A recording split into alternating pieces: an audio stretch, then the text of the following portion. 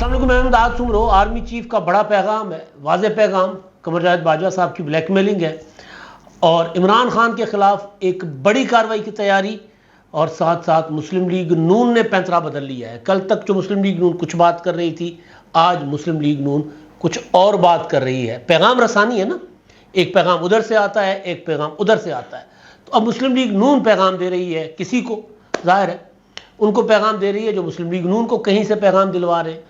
तो नून लीग को, नवाज शरीफ साहब के लिए भी एक पैगाम आया है और उस पैगाम में army chief general Asim Munir साहब के ऊपर दबाव की बात की गई है। तो इन मामलों पर बात करेंगे, और बात करने से पहले गुजारिश अपने देखने वालों को कि जिन्होंने अब तक मेरा चैनल सब्सक्राइब नहीं किया, बराए मेहरबानी सब्सक्राइब करें, और अगर व्लॉग्स पसंद आए तो लाइक शेयर करें और कमेंट्स भी करें साथ साथ। तो बड़ा आज का दिन जो है वो तहलका खेज रहा। सुप्रीम कोर्ट में तो जो होना था हुआ, और चीफ जस्टिस ऑफ पाकिस्तान ने प्रैक्टिस एंड प्रोसीजर एक्ट के ख़िलाफ़ जो पिटिशन्स थी उनकी समाअत की। पहले तो कहा कि जनाब आज ही इसको हम किनारे लगाएंगे और मज़ीद इतना इसको टाइम नहीं देंगे क्योंकि दीगर मुकदमात भी हैं। लेकिन बहरहाल फिर तवील दिन भर की समाअत के बाद मामला चला गया सोमवार तक। सोमवार को शायद अब फैसला हो, लेकिन साथ साथ साइडलाइंस पर बहुत कुछ होता रहा। साइडलाइंस पर कुछ खबरें, कुछ पैगामात कुछ और तरीके से आए, और कुछ बड़े बड़े इजलास हुए और उन इजलासों में फ़ैसले हुए। पहले तो मैं इजलासों में जो फ़ैसले हुए हैं और उन फैसलों के नतीजे में मुल्क के हालात आर्जी तौर पर बिगड़ सकते हैं, बदतरीन हो सकते हैं। लेकिन जाहिर है एक बड़ा ऑपरेशन होगा, जो बड़े ऑपरेशन के नतीजे में बड़े जो उसके साइड इफ़ेक्ट्स भी होते हैं। तो साइड इफ़ेक्ट्स जो है वो होने हैं। तो साइड इफ़ेक्ट्स पर, वो ऑपरेशंस, उन पर बात करने से पहले ज़रा इमरान खान साहब के ख़िलाफ़ इलेक्शन कमीशन में दरख्वास्त आ गई हुई है। जब इमरान खान साहब को तोशा खाना की सज़ा सुनाई गई थी, 3 साल कैद और 5 साल की नाअहली, तो उस वक्त मैंने इलेक्शन कमीशन में, और इलेक्शन कमीशन के जो अंदर के मेरे सोर्सेज हैं उनसे मेरी गपशप रही। उनसे मैंने पूछा कि इमरान खान साहब के नाम पर तो पार्टी रजिस्टर नहीं रही, तो अब तहरीक इंसाफ को, अच्छा उन दिनों फिर वो चल रहा होता था तहरीक इंसाफ के इलेक्शन का मामला कि जी इंतखाबात करवाएं और वरना पीटीआई को की जो रजिस्ट्रेशन है मनसूख कर दी जाएगी। तो उस वक्त मैं सवाल करता था कि इमरान खान साहब तो अब अपने पार्टी के सरबराह नहीं रह सकेंगे। तो मुझे जवाब ये मिलता था कि जब तक इमरान खान साहब के ख़िलाफ़ इलेक्शन कमीशन के पास कोई दरख्वास्त नहीं आती कि जी उनको अदालत ने नाअहल कर दिया है, वो सज़ा याफ्ता हैं, लिहाजा उनको पार्टी की सरबराही से हटा दे, तब तक हम अज खुद कुछ नहीं कर सकते। आ गई जी दरख्वास्त। अब दरख्वास्त लाया है कोई खालिद मोहम्मद खान साहब है, उन्होंने 2 पिटिशन्स दायर की हैं इलेक्शन कमीशन में, और 10 अक्टूबर को दोनों पिटिशन्स जो है समाअत के लिए लगा दी गई हैं, फिक्स कर दी गई हैं। एक पिटिशन में यह है कि जी पीटीआई पर पाबंदी लगाई जाए, अभी तक फॉरेन फंडिंग आ रही है। दूसरी ये कि इमरान खान साहब सज़ा याफ्ता हैं, लिहाजा उनकी पार्टी की सरबराही उनसे वापस ले ली जाए। अब ये बिल्कुल वही तरीका है जो नवाज शरीफ साहब के ख़िलाफ़ अख्तियार किया गया था। नवाज शरीफ साहब को सज़ा सुनाई गई थी, जेल भेज दिया गया था, लेकिन नवाज शरीफ साहब पार्टी के सरबराह थे। सेनेट के इंतखाबात जो हुए उस वक्त 2018 में, यानी जेल जाने से पहले मियाँ साहब के, उन इंतखाबात की जो है वो टिकट जो थे वो नून लीग के, वो नवाज शरीफ की सरबराही में जो नून लीग थी उसके टिकट दिए गए थे। तो लेकिन बाद में फ़ैसला हाई कोर्ट से दिलवाया गया, या सुप्रीम कोर्ट से, मैं कंफ्यूज हूँ थोड़ा सा, कि अदालत का एक फ़ैसला आया कि जी सज़ा याफ्ता शख्स पार्टी की सरबराही नहीं कर सकता, लिहाजा वो सारे नून लीग के सेनेट के कैंडिडेट जितने भी थे ना, वो सारे के सारे हो गए थे क्या कहते हैं उसको, आज़ाद। तो बिल्कुल अब वही पीटीआई के साथ होने जा रहा है। अब तहरीक इंसाफ में मैंने गुजारिश कई बार ये की थी कि अगर इमरान खान साहब से सरबराही ले ली जाएगी तो उसके बाद पीटीआई का चेयरमैन कौन बनेगा? बुशरा बीबी बनेगी, अलीमा खान बनेगी, शाह महमूद कुरैशी बनेंगे, कौन बनेंगे? शाह महमूद कुरैशी साहब बजाते खुद साइफर में फंसे हुए हैं और उनके खिलाफ साइफर का मुकदमा तेज़ होता जा रहा है, चालान भी जमा हो गया हुआ है। तो वो किस तरह, कल को तो ज़ाहिर ख़तरा होगा कि वो भी अगर सज़ा याफ्ता हो जाते तो फिर उनकी سربراہی میں تو پارٹی ظاہر سزا یافتہ ہو جائیں گے تو وہ بھی نہیں رہے گی. تو پھر عمران خان صاحب کوششیں کریں گے کہ ذرا سیف سائڈ پہ جائیں اور پارٹی اپنے پاس رکھے. تو ممکن ہے کل کو علیمہ خان صاحبہ جو ہیں یا عظمیٰ خان صاحبہ، علیمہ خان صاحبہ یا پھر بشرا بی بی صاحبہ، ان دونوں میں سے کوئی پارٹی کی سربراہی لے لیں. بہرحال یہ تو ایک ابھی کافی مراحل ہیں یہاں تک تحریک انصاف کو پہنچنے میں. اب دوسری چیز جو ہوئی ہے وہ یہ ہوئی ہے کہ ایک پرانی کہانی دوبارہ سامنے آ گئی ہے. سابق army chief general Qamar Javed Bajwa کے ساتھ صحافی ہیں طارق اپنا شاہد میتلا صاحب، انہوں نے طویل نشستیں کی. پھر انہوں نے 3 قسطوں میں وہ آرٹیکل چھاپے اور انہوں نے کہا تھا کہ چوتھا ابھی آرٹیکل ہے جس میں مزید انکشافات ہوں گے، لیکن وہ انہوں نے نہیں چھاپا تھا، پریشر تھا ان کے اوپر. تو اب وہ انہوں نے اپنے ویلاگ کی شکل میں وہ سامنے لے کر آ گئے. صحافی کے پاس ایک انفارمیشن تھی، وہ انہوں نے ایک ایسے ٹائم پر پبلک کر دی ہے جب نواز شریف صاحب کا بیانیہ نہ ڈگمگا رہا ہے. جب نواز شریف صاحب پہلے کہتے ہیں کہ قمر جاوید باجوہ کا اور فیض حمید کا احتساب ہوگا تو ملک آگے بڑھے گا، بٹی پاؤ پالیسی نہیں چلے گی. پھر کہتے ہیں کہ نہیں، میں نے تو اپنا معاملہ اللہ پہ چھوڑ دیا ہوا تھا. اسحاق ڈار صاحب کی زبانی، پھر رانا ثناء اللہ، پھر جاوید لطیف، یہ سارے سامنے آ جاتے ہیں کہ نہیں ٹھیک ہے جی، آپ اگر نہیں چاہتے احتساب تو ہم بھی نہیں چاہتے، جائیں ٹھیک ہے آپ کی مرضی. لیکن ایسے میں جو کیونکہ نواز شریف صاحب نے بات کر لی ہے، اب نواز شریف صاحب زبان پہ جو مرضی کہیں، دل میں ان کے جو ہے نا وہ یہ ہے کہ مجھے موقع ملے گا تو میں نے نہیں چھوڑنا. باجوہ کو بھی اور فیض حمید کو بھی. بیٹی کو گرفتار کروایا تھا بھائی، جیل میں رکھا تھا، اور دوسری بار گرفتار کروایا تھا نواز شریف صاحب کے سامنے جب وہ ملاقات کرنے آئی تھی. بیوی کو بستر مرگ پر چھوڑ کر نواز شریف صاحب پاکستان آئے تھے. ترلے منتیں کی سابق وزیر اعظم نے، 3 بار کے سابق وزیر اعظم نے ایک جیل کے ایک عام سے افسر کو ترلے کیے کہ جی مجھے لگتا ہے میری کہ لندن میں کچھ ٹھیک نہیں ہے، میری بات کروائے میرے گھر والوں سے، میں اپنی اہلیہ کی خبر لے لوں. نہیں بات کروائی گئی تھی، اور کچھ دیر کے بعد وہی افسر آ کر نواز شریف صاحب کو خبر دیتے ہیں کہ جی آپ کی اہلیہ نہیں رہی، بیگم کلثوم نواز گزر گئی ہیں، انتقال ہو گیا ان کا. پھر وہ کہتے ہیں کہ مریم کو آپ نے نہیں بتانا، مریم کو میں بتاؤں گا. تو وہ والے نواز شریف بے شک زبان پہ کہیں کہ جی میں کچھ نہیں کہتا باجوہ صاحب کو اور فیض حمید کو، لیکن کریں گے ضرور، یہ ہمیں بھی پتہ ہے. تو پھر یہ باجوہ صاحب کو بھی پتہ ہے. تو لہٰذا انہوں نے 2 بڑے پیغام اس شاہد میتلا صاحب کی جو کے ساتھ ان کی جو سٹنگ تھی اس میں 2 بڑے پیغام دیے تھے. ایک وہ جو اب سامنے آیا ہے اور ایک اس سے پہلے تھا، اور دونوں یہ پیغام army chief general Asim Munir کو بلیک میلنگ کرنے کے پیغامات تھے. پہلا آپ کو یاد ہوگا انہوں نے کیا کہا تھا کہ جی یہ جو نواز شریف صاحب کے خلاف اقامہ تھا نا، یہ تو جنرل عاصم منیر لائے تھے، اس وقت کسی اور پوزیشن میں تھے، تو وہ ان کے تعلقات اچھے تھے یو اے کے ساتھ اور عرب ممالک کے ساتھ، تو وہ وہاں سے اقامہ نکال کر لائے تھے، اور اسی اقامے کی بنیاد پر نواز شریف صاحب کو تاحیات نائل کیا گیا تھا.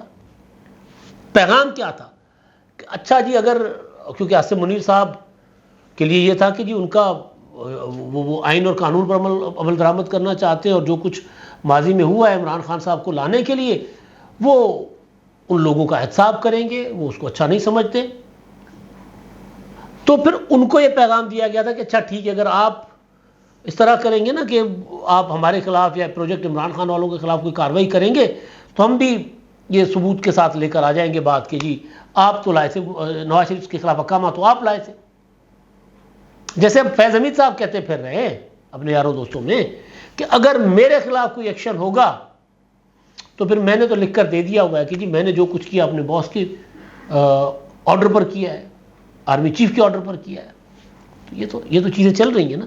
ایک تو پیغام وہ تھا، لیکن دوسرا پیغام جو شاہد میتلا صاحب نے اب اپنے ویلاگ میں وہ سامنے لے کر آئے ہیں وہ یہ ہے کہ اس وقت یعنی جو فروری میں ان کی گپ شپ ہوئی تھی، فروری میں وہ کہہ رہے تھے کہ جی دیکھیں اگر نواز شریف میرا احتساب کرنے کی بات کریں گے تو وہی ہوگا جو پرویز مشرف کے ٹائم پر ہوا تھا. نواز شریف نے پرویز مشرف کے خلاف مقدمہ تو کر دیا تھا لیکن پرویز مشرف کو گرفتار نہیں کر سکے تھے. پرویز مشرف کو بھی ہسپتال ہوتے تھے, کبھی کدھر, یعنی ادارہ پورا پرویز مشرف کے ساتھ تھا. تو مشکل میں نواز شریف آ گیا. تو اب بھی اگر نواز شریف میرے خلاف کوئی کارروائی کریں گے یا کروانے کا مطالبہ کریں گے تو نہ صرف خود مشکل میں آئیں گے بلکہ اس سے army chief general Asim Munir پر بھی دباؤ بڑھے گا. میتلا صاحب کے بقول کہ وہ یہ کہہ رہے تھے کہ جو لابی نواز شریف کے حق میں ہے اس وقت فوج کے اندر, وہ بھی نواز شریف کے خلاف ہو جائے گی, وہ بھی آرمی چیف پر دباؤ ڈالے گی, اور جو لابی عمران خان کے حق میں فوج کے اندر ہے وہ دباؤ بڑھائے گی آرمی چیف کے اندر, یعنی آرمی چیف سینڈوچ ہو جائیں گے. یعنی کل ملا کے بات یہ کہ وہ پیغام یہ دلوا رہے ہیں. اور اب اس وقت اس ولاگ کے آنے کا مطلب, ظاہر انفارمیشن سامنے آ گئی ہے, چلے میں مطلب پر نہیں جاتا, لیکن اس وقت اس کا جو نتیجہ ہے, اثرات ہیں, وہ تو یہی پڑیں گے نا کہ اچھا جی آرمی چیف صاحب سوچنے پر مجبور ہو جائیں گے کہ او ہو یہ تو پھر اندر کوئی اور بھی لوگ ہوں گے جو مجھے, اگر میں آئین شکن یا جمہوری حکومت کے خلاف سازشیں کرنے والے سابق آرمی چیف کے خلاف کوئی اگر میں کارروائی کروں تو پھر میرے اوپر دباؤ آ جائے گا. تو یہ اس طرح کا نتیجہ تو یہ نکلے گا نا. تو اس طرح کا ایک پیغام ہے ایک طرح سے آرمی چیف کے لیے بھی اور نواز شریف صاحب کے لیے بھی. تو جو مسلم لیگ نون الیکشن اپنی مرضی سے کرواؤ, جب چاہے کرواؤ, ہمیں کوئی مسئلہ نہیں ہے, معیشت ٹھیک کرو پھر الیکشن کرواؤ. پھر ان کے سب سے قریبی اتحادی مولانا فضل الرحمان صاحب 2-3 دنوں سے یہی مطالبہ کر رہے ہیں. تو وہی مسلم لیگ نون اب پیترا بدل رہی ہے, وہ بڑا دلچسپ ہے. ڈیٹیل میں اس پر بھی بات ہو سکتی ہے کسی ٹائم پر, لیکن ابھی اس ولاگ کے ساتھ کیونکہ وہ جو یہ سارے پیغام رسانی ہے نا, تو اس میں وہ جو سینیٹر عفنان اللہ خان صاحب ہیں مسلم لیگ نون کے, ان دنوں کافی شہرت انہوں نے پائی ہے, وہ اپنا عمران خان کے وکیل کو پھینٹا لگا کر, افضل مروت کو. اچھا وہ یہ کہہ رہے ہیں, اب یہ نون لیگ کے ایک سینیٹر کا ٹویٹ ہے, وہ یہ کہہ رہے ہیں کہ اچھا ان کو میرا خیال ہے نارووال والی سائڈ پہ اپنا نواز شریف صاحب کے استقبال کی جو تیاریاں ہیں تو ان کی ڈیوٹی اس طرف بھی لگی ہوئی ہے. الیکشن غیر قانونی طور پر ملتوی کیے گئے تو ملک گیر احتجاج ہوگا. تمام جمہوری قوتیں, سول سوسائٹی, وکلا, عدلیہ اور میڈیا ایسی کسی سازش کو تسلیم نہیں کریں گی. آئین سے انحراف کرنے کی سزا آئین میں موجود ہے. پروجیکٹ عمران خان کی تباہی کافی نہیں تھی, اب اور تجربوں کے خواب دیکھے جا رہے ہیں. جو لوگ بھی اس سازش میں ملوث ہیں وہ پاکستان دشمن ہیں, یہ سینیٹر عفنان اللہ خان صاحب کہہ رہے ہیں. اور یہ نون لیگ الیکشن کے معاملے میں اس سے پہلے اتنی کلیئر کٹ نہیں تھی, اس سے پہلے اس طرح کھل کے بات نہیں کر رہی تھی. ایک تو یہ معاملات ہو گئے. اچھا اب دوسرا جو سنگین معاملہ ہے پاکستان کو درپیش, پاکستان کے بحران کی وجہ افغانستان کو ہم نے الگ ملک ہی نہیں سمجھا. ہماری عجیب و غریب قسم کی اسٹریٹجک ڈیپتھ کی وہ تھی, پالیسیز تھی, حکمت عملیاں تھیں. اب یہ ہے کہ جی آج ایپیکس کمیٹی کا اجلاس ہوا ہے وزیر اعظم کی صدارت میں, اس میں آرمی چیف بھی تھے. اس میں یہ فیصلہ کیا گیا ہے کہ جو غیر قانونی لوگ پاکستان میں مقیم ہیں غیر ملکی, ان کو باہر نکالا جائے گا. ان کو ڈیڈ لائن دے دی گئی ہے کہ جی 30 اکتوبر تک چلے جائیں, 1 نومبر کو یا 31 اکتوبر تک چلے جائیں, 1 نومبر کو کارروائی شروع ہو جائے گی. ان کو گرفتار کیا جائے گا, گرفتار کر کے ان کو واپس بھیجا جائے گا اپنے ملک کو. اب یہ ظاہر ہے زیادہ افغانی ہے, اور ظاہر ہے زیادہ یہ بڑے شہروں میں پاکستان کے, کراچی جیسے شہر میں, لاہور میں, اسلام آباد میں, راولپنڈی میں, فیصل آباد میں, اور ہر قصبے میں بھی ہیں. وہ پورے پاکستان میں ٹوٹل سرکاری اعداد و شمار کے مطابق, جو کہ کم ہیں, سرکاری اعداد و شمار مکمل نہیں ہے, کہ 44 لاکھ افغانی پاکستان میں اس وقت, اور ان میں سے 14 لاکھ صرف قانونی ہے اور باقی سارے غیر قانونی ہیں. اور یہ کہ جن کے پاس پراپر ویزا ہوگا, جن کے پاس پراپر پاسپورٹ ہوگا, اور پاسپورٹ کے ساتھ ہی وہ پاکستان آ سکیں گے, ویزا کے ساتھ آ سکیں گے, باقیوں کو. اب یہ اچھا اس میں پھر آرمی چیف صاحب کا ایک پیغام ہے, بڑا کھلا واضح پیغام. انہوں نے کہا کہ جی ایک پاکستانی شہری کی جان اور مال اور فلاح و بہبود کسی بھی دوسرے ملک اور کسی بھی دنیاوی مفاد سے مقدم ہے, پاکستان کا مفاد اور پاکستانی شہریوں کا. پھر ایک اور بات وہ کر رہے ہیں کہ پاکستان کے چیلنجز کا مقابلہ کرنے کے سوا کوئی دوسرا راستہ نہیں. ریاست کی رٹ قائم کرنے کے لیے ہم کسی بھی حد تک جائیں گے۔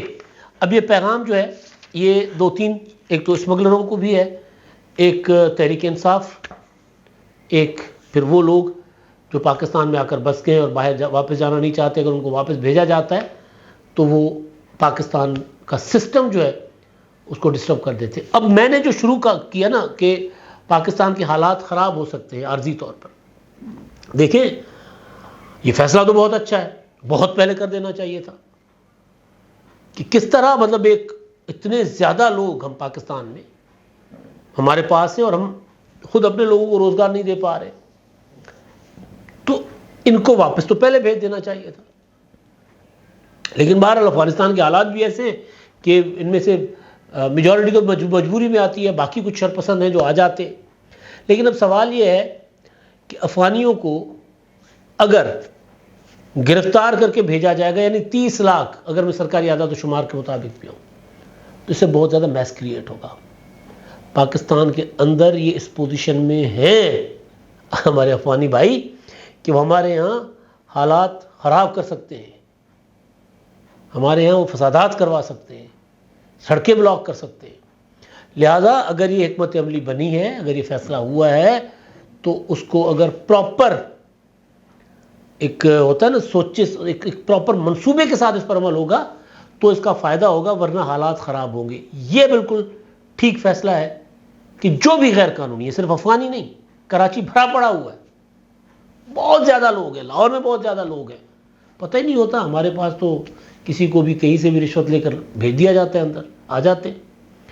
فیصلہ اچھا ہے لیکن حکمت کے ساتھ، تاکہ حالات خراب نہ ہوں، جس کا امکان بہت زیادہ ہے۔ اب تک کے لیے اتنا ہی۔ اللہ